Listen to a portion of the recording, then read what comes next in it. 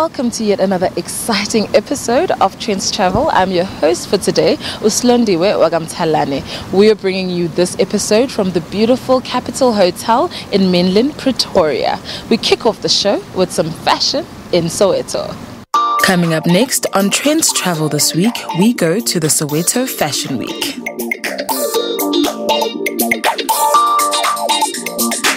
We visit Bolivia for some bright and colorful fun.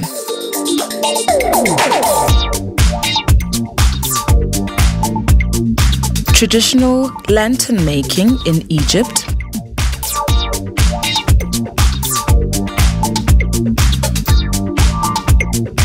And finally, the beauty of jellyfish in Japan. All this and so much more on Trendz Travel this week. The township of Soweto, South Africa, is getting a makeover. The spotlight shines not on its legacy of apartheid or its slum, but on a catwalk. The annual Soweto Fashion Week jumps in to participate in South Africa's $4 billion fashion industry. Soweto's legacy of struggle and triumph inspired the founder Stephen Manzini.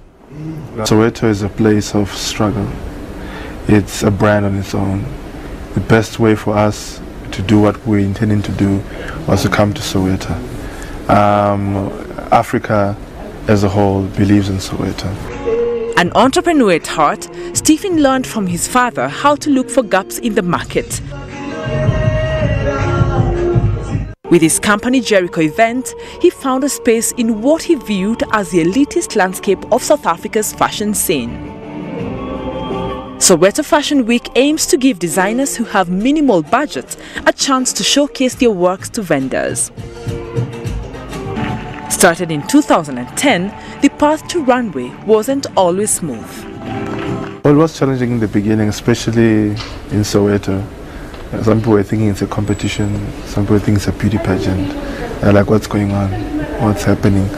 I mean, our first show had like 10 people show up, you know. But now we reach almost 2,000 people a week. So it has grown. It has grown even from the community. We're not urban, but we're now attracting people from different areas. Isaac Lekwene is one of the designers benefiting from this platform. He created Tila Clothes in 2005 with just 2 years of designing experience. Tila Clothes, it was like because I was having passion to draw and to sketch things to bring. I wanted to bring them to life. That's how it started. The young South African participating in Soweto's Fashion Week is able to reach customers outside his shop. Isaac describes his clothes as streetwear with a hint of couture. Hopefully vendors buy into his vision. They give us a platform where we can showcase to buyers. We can showcase to new clients. It builds a brand. It builds our brand. Because some people don't know us. Some people know us. We meet new people who can open up new doors for us. So it's a very great opportunity to showcase your stuff in Soweto Fashion Week, your SA Fashion Week, because it just helps you to get into another level. It's not all business. Kids and mamas get a chance to strut their stuff. Even Miss Soweto feels a bit of the excitement. So refreshing, like the actual name says, #freshwear. It was just exciting seeing the kids on stage and the life that they bring on stage. It's just exciting. I loved it because it was storytelling-ish, you know. With another show in the bag, Stephen looks forward to continuing this stylish success story.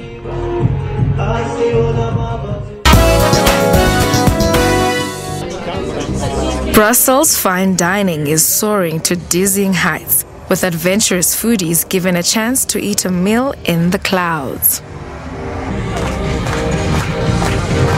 Created 11 years ago in Brussels by David Gizzels, Dinner in the Sky has now expanded to around 60 countries across the world.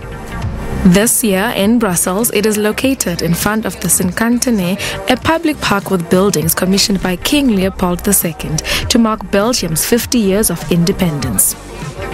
Once there, diners, chefs and kitchen staff are lifted 40 meters into the air by a crane.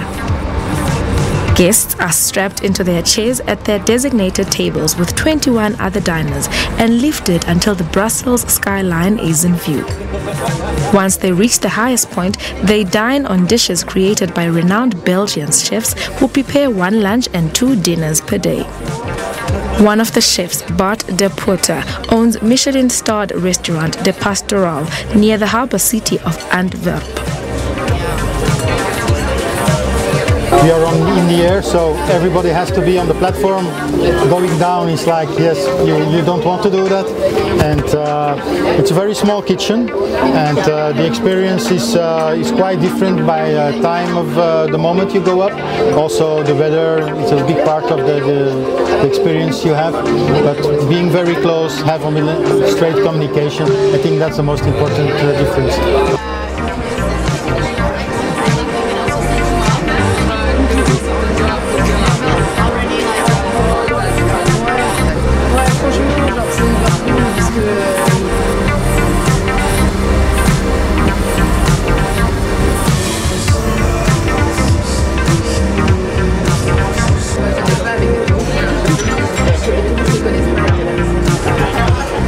De Poorter offered a 5-course meal that included beef with peas, asparagus with garlic and leek gravy, as well as lettuce seasoned with buckwheat and ginger. The dishes were accompanied by premium wines and champagne. He said the proximity to the diners made the experience different from working in a restaurant kitchen.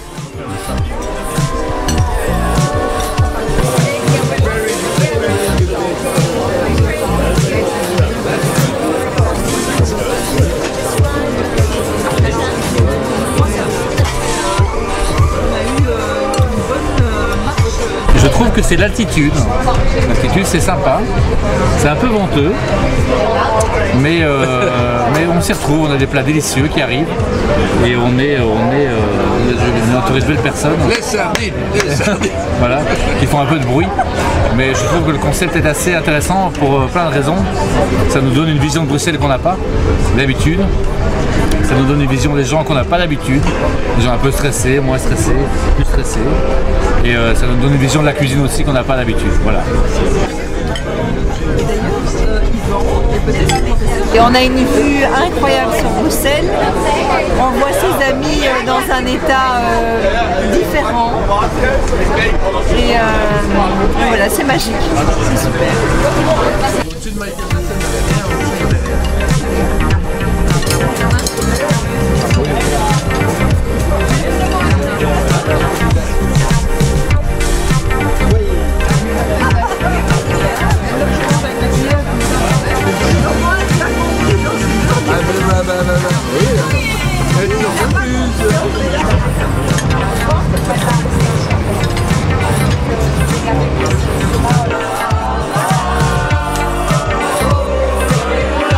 The guests, who each paid €285 for a seat on the dinner table, were enthusiastic about the meal and the unique view over the Belgian capital.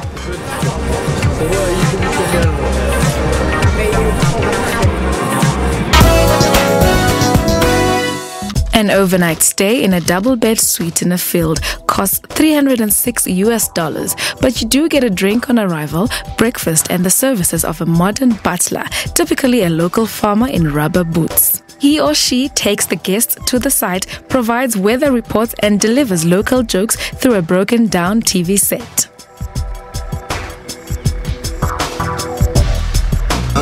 Also, wir sind ja Künstler und wir machen das ja nicht, weil wir Hotelier sind, weil wir sagen, ja, wir machen jetzt auch mal ein Hotel. Uns interessiert die Intervention in der Gesellschaft. Wir haben ja auch die konsequente Immobilienbefreiung ausgerufen. Das heißt, ein Zimmer ohne Wände und ohne Dach, das ist eine totale Befreiung, weil du hast keine Immobilie, die du nicht bezahlen kannst. Und da beginnt unsere künstlerische Intervention, dass man eine Transplantation macht in der Landschaft mit einem Kunstwerk, das aussieht wie Photoshop von Weitem, reingestellt in die Landschaft und jetzt wird es belebt. Durch reale Gäste, durch reale Butler, durch Leute, die in diesem Umfeld leben, hier im Appenzellerland. Welcome to the Zero Star Hotel, a conceptual art project that lets guests bed down in the wide open spaces with unobstructed views of Switzerland's majestic landscape. Created by twin brothers Frank and Patrick Ricklin and partner Daniel Charbonnier, the project aims to explore traditional approaches to hospitality in the wealthy country known for its luxurious top-star mountain and lakeside resorts. The minimalist project opened on Friday the 9th of June in the rolling hills of the Appenzell region.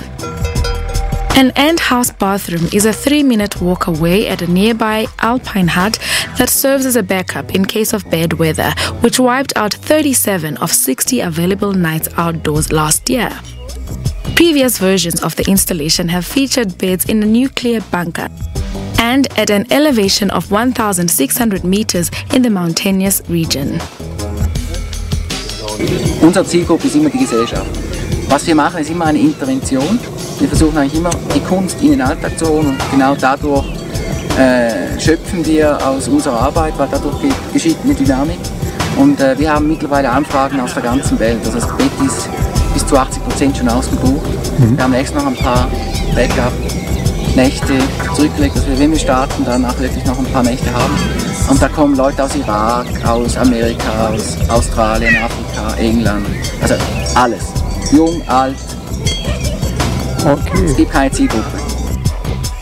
This year's offering is nearly sold out after more than 1,300 requests for reservations from people as far afield as the United States, Australia, Iraq and Africa. While art lovers go for a night under the stars, Ricklin said traditional Swiss hoteliers are not great fans of the project that stands normal customs on their head. But for Frank Ricklin, this new concept is a way of mixing up the system to create a new reality. We have much more excitement for you just after the break, so don't go anywhere.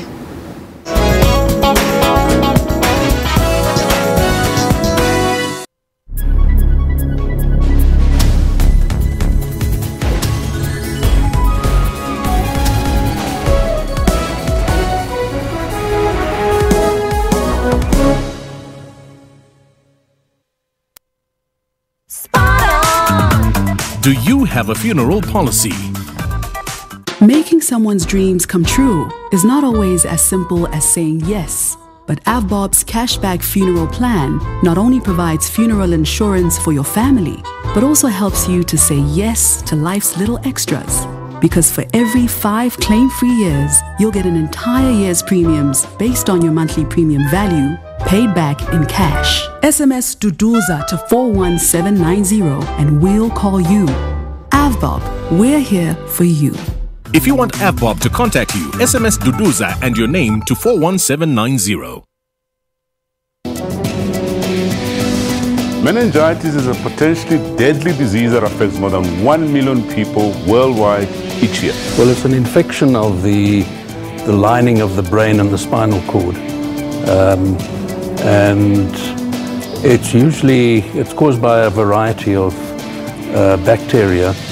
And also, importantly, with fungal meningitis, there's no transmission from person to person. In South Africa and elsewhere in the world, the ministries of health etc. have recognized this as an important disease to prevent. And vaccines have been introduced into immunization, routine immunization programs. It's really important to prevent, and the best way to prevent is to have people know their HIV status, start antiretroviral treatment as soon as possible. For all your health news, join Health Talk every Saturday from 9 to 10. Phones, cloud systems and robots have taken over a lot of what used to be done manually. Our accounting system is actually based on the cloud. Google nowadays can tell you where you parked your car. And Africa's entrepreneurs are using technology to create. With Pocket Masipala, you can basically do all the services that you would do at the municipality physically by going there, but you can now do them on a mobile app. Join me, Phumelele Zondi, on Sundays at 9 p.m. on SABC News. What guides us? What leads us forward? Is it leaders on a soapbox, spouting rhetoric for the crowd? Is it the actions of our people? Or the voices of our citizens? Your country is guided by the voices of its people. And your broadcaster is dependent on your voice to guide it. Get your copy of the SABC's editorial policy and have your say.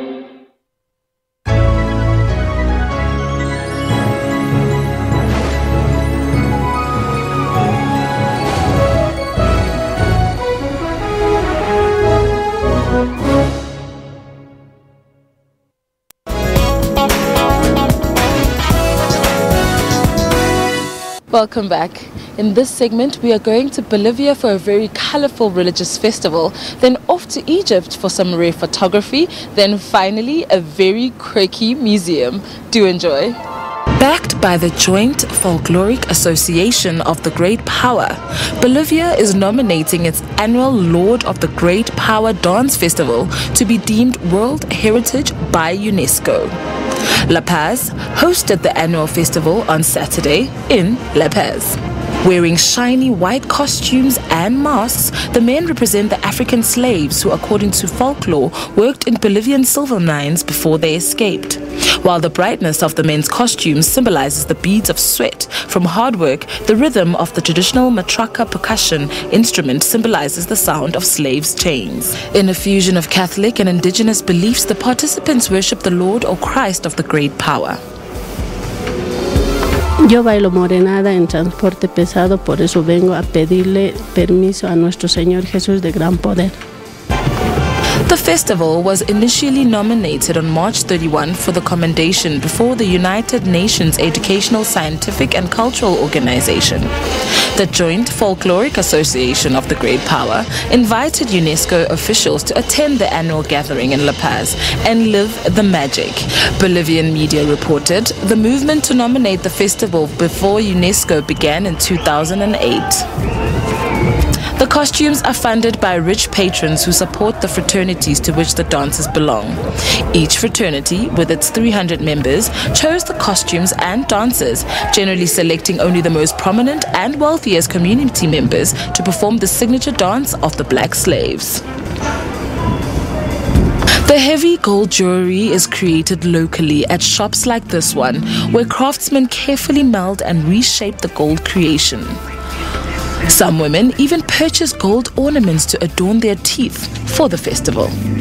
The shoes, colorful enough to match the dresses and flexible enough to withstand hours of dancing, are cut and sewn by hand. Una vez terminado el bordado uno por uno tenemos que poner porque a pulso trabajamos, puro a mano, porque la máquina no puede bordar esto. Entonces nos sentimos felices pues en gran poder cuando bailan.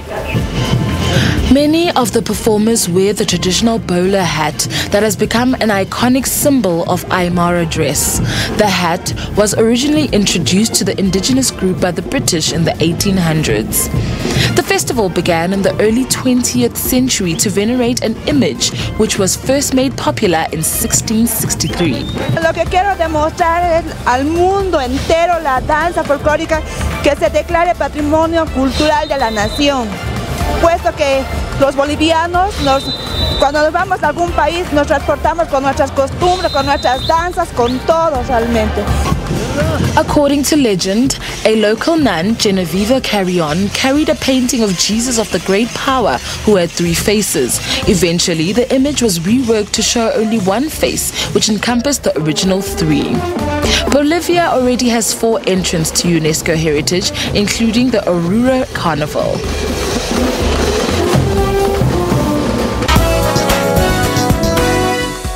A collection of rare photographs at the American University in Cairo has given students a rare glimpse into the country's past. After recently acquiring a Taxiphote, a device once used to view photographs in 3 dimensions, the rare slides have opened a window into some historic moments in early 20th century Egypt.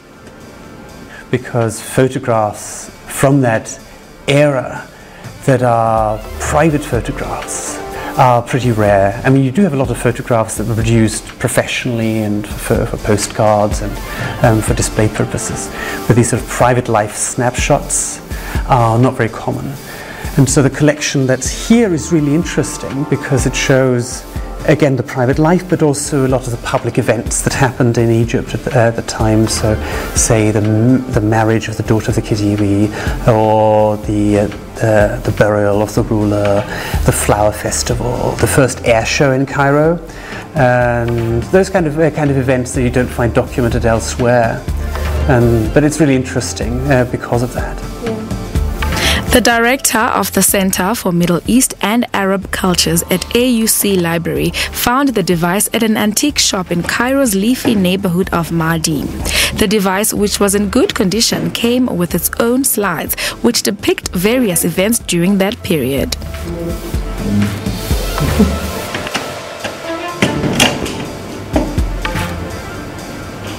عندنا في الجامعة من يمكن أكتر من 20 أو 30 سنة كنت طالبة في الجامعة، بس ما كانتش واخدة اهتمام وما كانتش كبيرة قوي كده، وكانت موجودة لكن الطلبة ما بيلجأوش ليها والأساتذة ما بيلجأوش ليها قوي.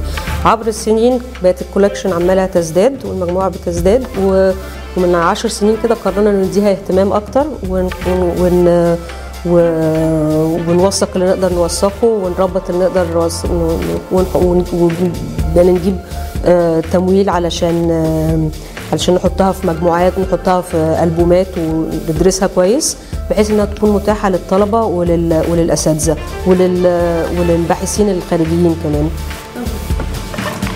He said the device, along with the slides, seemed to have belonged to a rich Egyptian family who took pictures of major events during that time, and also gave a snapshot into their private lives, including their vacations in the south of France.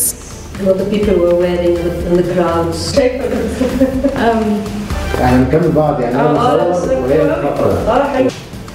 The slides were added to a rich collection of historic works at the Rare Books Department in AUC, which is curated by Professor Ola Saif. Saif said the whole collection of slides, negatives and printed photographs have been compiled from numerous donations over the past few decades. Students are encouraged to use the collection for research and history projects.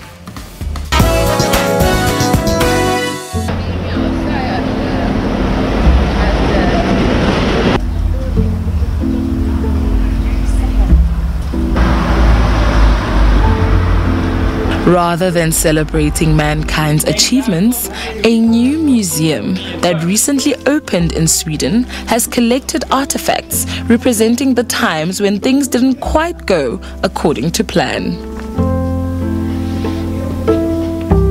Well, I started collecting some of these items haphazardly about 2 years ago. I didn't have any real point with it, other than I was fascinated with the failures, and I wanted to find a new way to communicate the research results that show that we need to learn, or companies need to learn from failure. It wasn't until last year when I went to visit the Museum of Broken Relationships in Zagreb, Croatia. I had this eureka moment and realized that I need to open a museum. Since then, 100% working on this museum. The Museum of Failure in southern Swedish city of Helsingborg opened on June 7th and hosts a number of famous inventions that failed to take off, such as Betamax video recorders, Google Glass, and a board game featuring US President Donald Trump.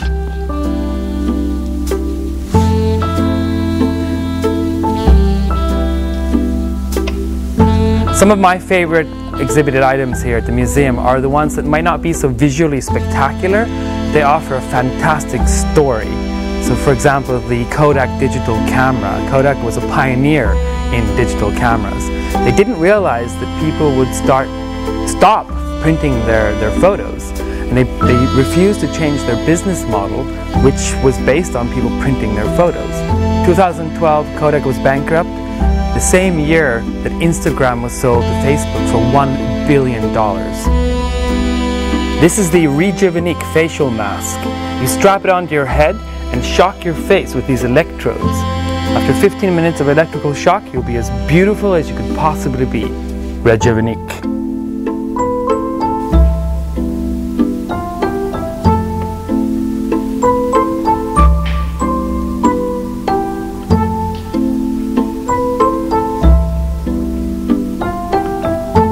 This is the Itera plastic bicycle from Sweden, 1982. It was supposed to revolutionize the Swedish bicycle industry. It turned out to be a failure because the bicycle wobbles when you bike. These are fat-free chips. They don't have any calories, made with a new innovative fat substitute. The only problem was that they caused diarrhea, so you ended up on the toilet.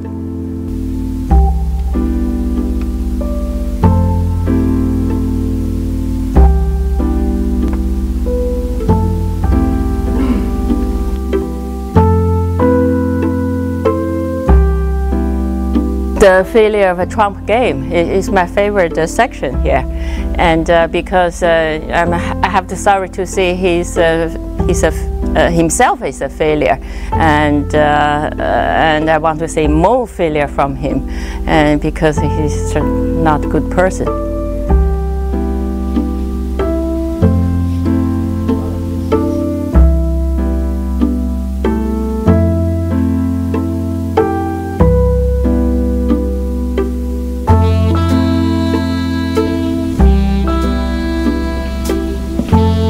My favorite is Coca-Cola Black.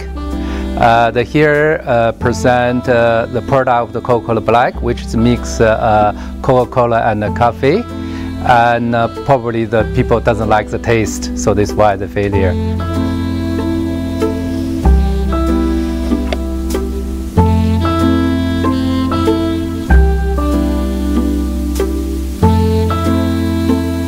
Visitors at the museum, they like the Donald Trump game, the electric mask that shocks your face. They like the more spectacular exhibited items, but they also enjoy being surprised, finding or discovering new items they never realized existed.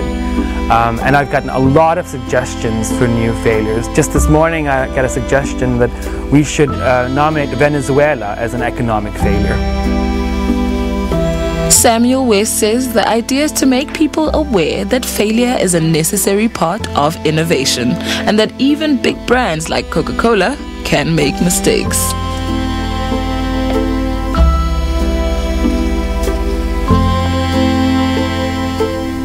We hope you're still enjoying the show. After the break, we go to Egypt for the beautiful craft of lantern making.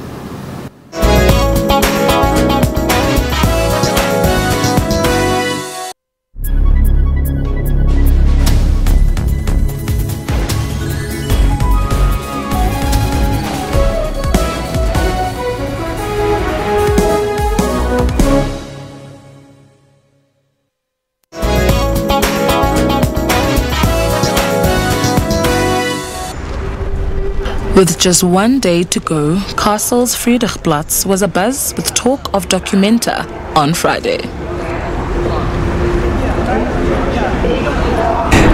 Ich hoffe viel Aufgeschlossenheit der Kasseler Bewohner, was ja dann immer ist, und ich genieße das einfach, diese schöne, interessante Welt dann. Ne? Es ist dann eben nicht Kleinstadt, sondern es ist, naja, Kleinstadt ist es ja eh nicht, aber es ist einfach Weltstadt, ne? Und das finde ich sehr schön. A life-size model of the Greek Parthenon, covered in forbidden books donated from around the world, stands in the center, right where Nazis once banned books. It is a centerpiece of Germany's biggest contemporary art exhibit. The exhibit, created by Argentine artist Marta Munagin, is also a poignant visual bridge to Athens, where a sister Documenta 14 show is being held for the first time since the prestigious exhibit began in 1955. This year's dual exhibits include work by 160 artists from more than 50 countries and will continue for 100 days. Castle residents, members of the art world and press pour through the more than 30 venues scattered through the city. A steady rise in interest in the event has seen visitor figures rise from 750,000 for Documenta 12 to an expected 950,000 this year.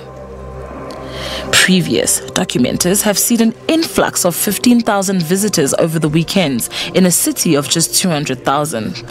Despite the heightened police presence and massive increase, castle residents remain as excited and welcoming as ever. So we believe art is not necessarily part of leisure time, but it's kind of work that can be non-alienating and bring you actually quite a lot of pleasure and joy. So we believe also that joy, unbound joy, is very often missing in our lives nowadays. So we hope that the exhibition will be an occasion for a celebration of life.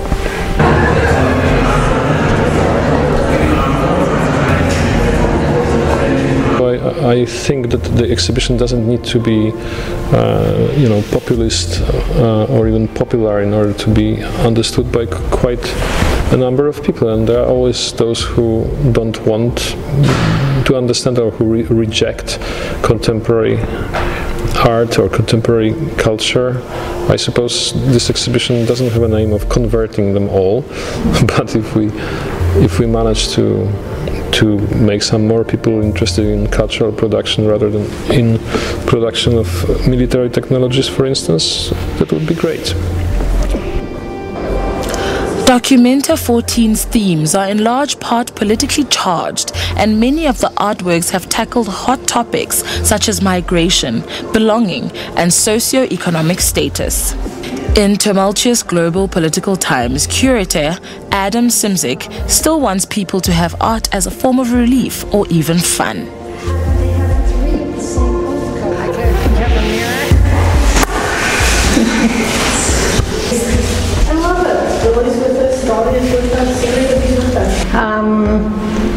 It's funny because in certain ways we're outside the box, but here in Documenta we can really be ourselves, and we're appreciated for who we are, because we don't fit in a lot of places.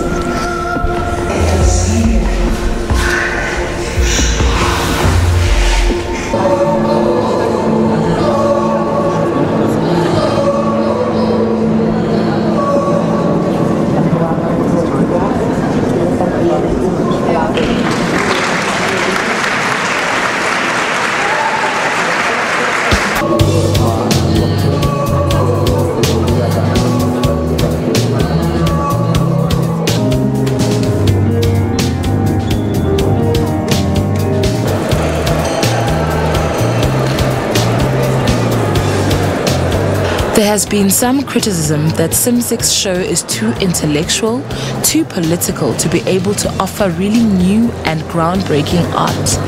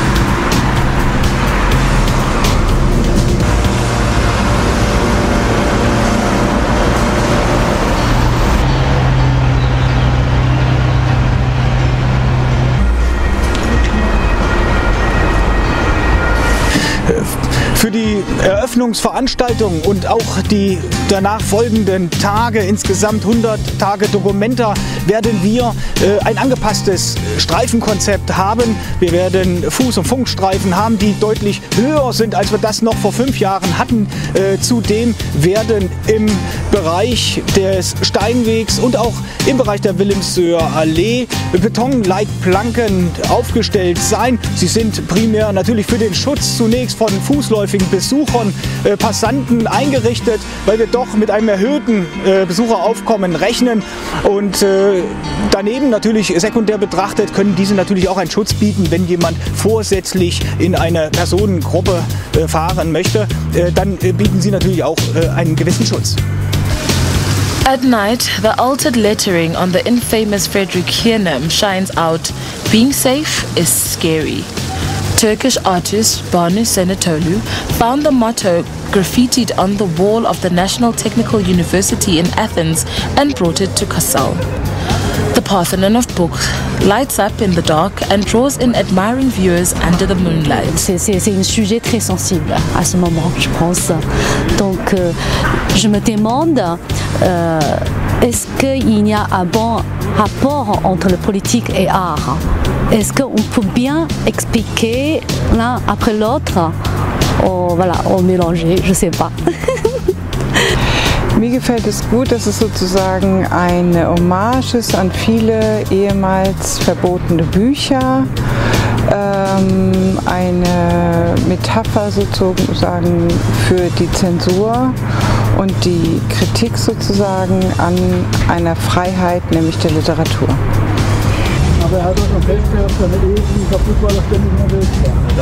Also ich finde auf jeden Fall das Pantheon hier auf jeden Fall ziemlich extrem geil mit den ganzen Büchern.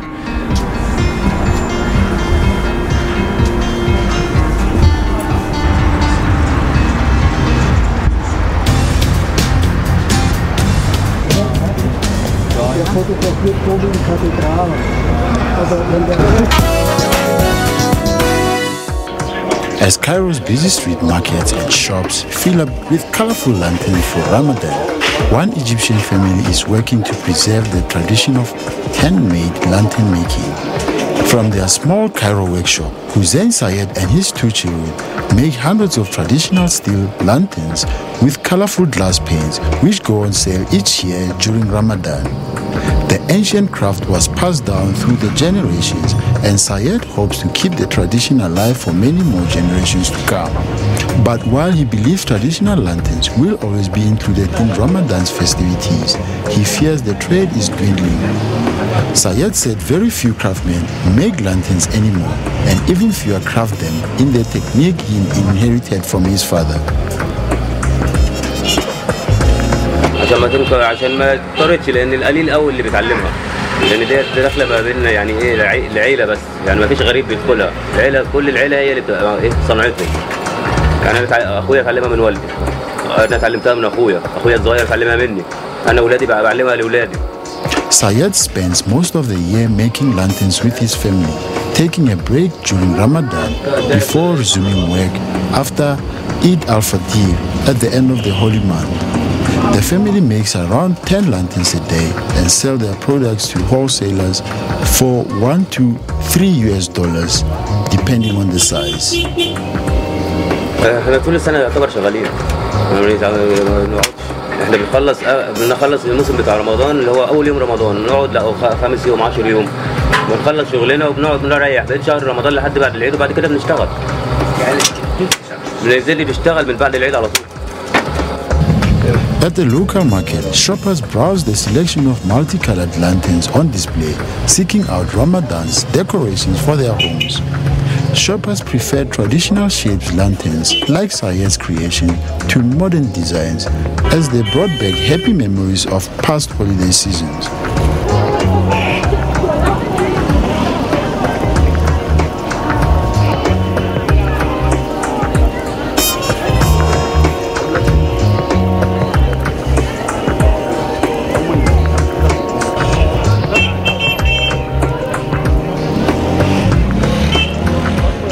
لا الفوانيس دي وجايبه اولادي عشان اجيبهم الفوانيس دي بقنعهم بيها. اشمعنى الفلوس القديم بتاع زمان؟ هو القديم بتاع زمان ساب ذكرى جوانا لان احنا اتعودنا عليه، هو ده بتاع زمان، لكن اللي طالع جديد كلها العاب واشكال جديده مش هي دي اللي احنا اتعودنا عليها زمان.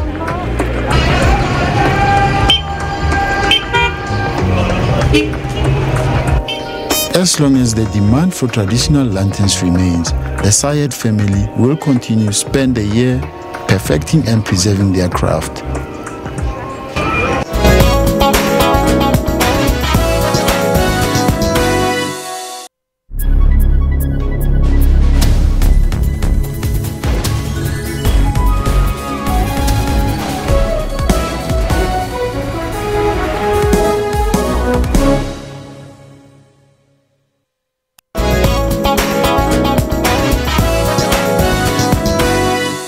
Under the sea, there are many beautiful and scary creatures. In our next insert, we visit a space that is completely dedicated to jellyfish. With 60 different varieties of jellyfish, Kamo Aquarium in Japan's Yamagata Prefecture houses one of the largest collections of jellyfish species in the world. Holding 2% of the global 3,000 jellyfish varieties, the aquarium receives more than 2 million visitors every year. A prominent feature of the exhibit is the Jellyfish Dream Theater, or the Kurage Dream Theater, measuring 5 meters in diameter, where about 2,000 moon jellies float.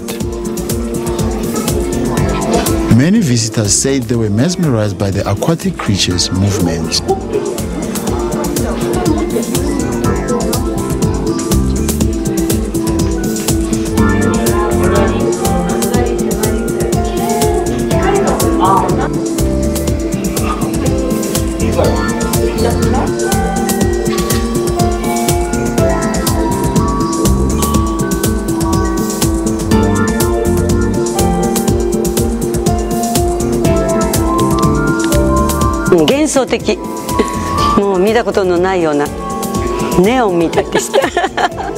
I think they're beautiful. To me, they kind of look like they're dancing in space, but except in water.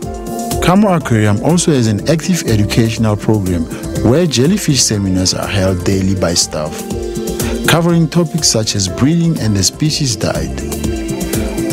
Kazuya Okuzumi, the aquarium director, said the jellyfish breeding began coincidentally in 1997 when a coral exhibit started producing a type of KCPN, jellyfish on its own. The collection began with boats being regularly dispatched to the sea behind Kamo Aquarium to catch as many types of jellyfish as possible. Akuzumi added that he hopes to be able to breed more rare types of deep-sea jellyfish in the future. そしてこの新しい施設になって70万人、初年度70万人のお客様を迎えることができる。クラゲの魅力だけで、入館者がどんどん増えていった。非常にありがたい話です。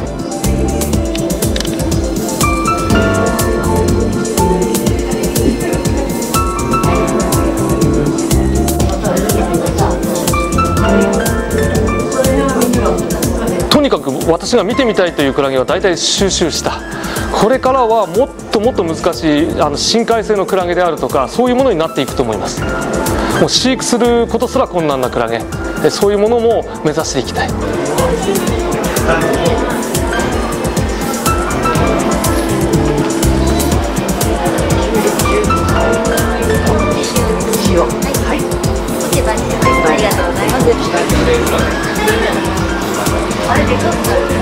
面白い食感だなって、ソフトクリーム食べてるんですけど、なんかすごい中に柔らかい食感あって美味しいです。Live jellyfish aren't the only attraction. Visitors are able to have the taste of edible jellyfish bits on their ice cream, which are available at the aquarium's cafe. Eric Grossi used to spend the workday at his desk as an investment banker. Now he harvests leafy greens in his own urban farm out of 40-foot shipping container in a Brooklyn parking lot.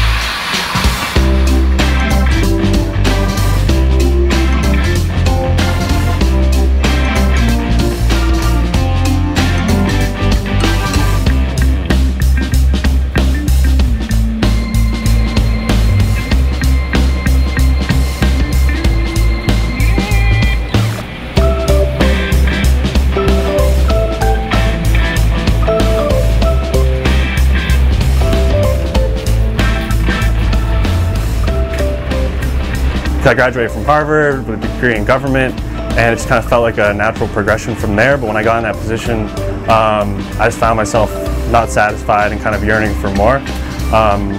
And one of the things, I always grew up gardening with my parents and being in the outdoors.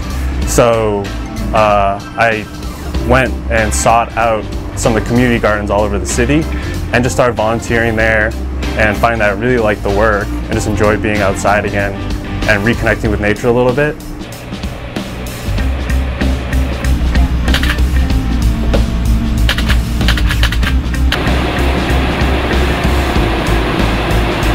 So they have a direct relationship with me. I kind of call myself their personal farmer, the way someone has like a personal shopper or something else like that.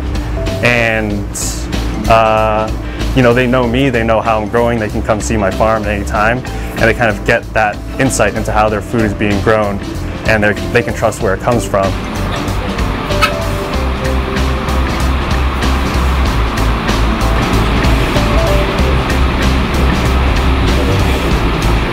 I've always been interested in food. Ever since I was in high school, I read Fast Food Nation, and I was like, this is insane, like I have to do something about it.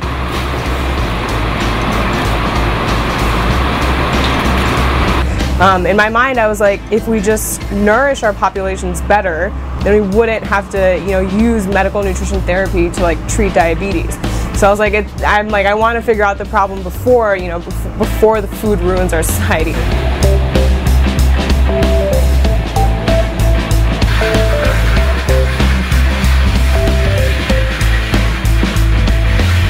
People have lost all trust in the food system, right? They want real food where they know their farmer, they know where the food is coming from, and they can trust their food. Now, increasingly, these people live in the city, right? By 2050, there'll be 9 billion people on the planet, and 70% of those will live in urban areas. These people will need feeding, and they will want local, real food. The Harvard grad is one of the 10 entrepreneurial farmers selected from a batch of 500 applicants working with Square Root, an indoor urban farming company launched in November that grows local food year-round in the heart of New York City.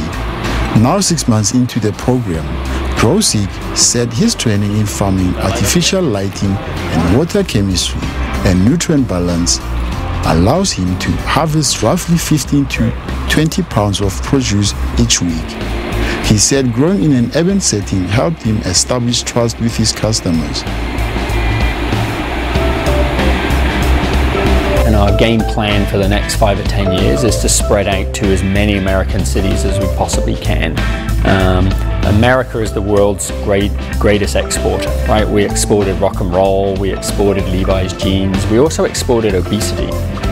And the feeling is that if we can solve that in America through initiatives like Square Roots, bringing real food to everyone, getting more people on a healthy, local, sustainable food system, that we'll also be able to export that solution as well.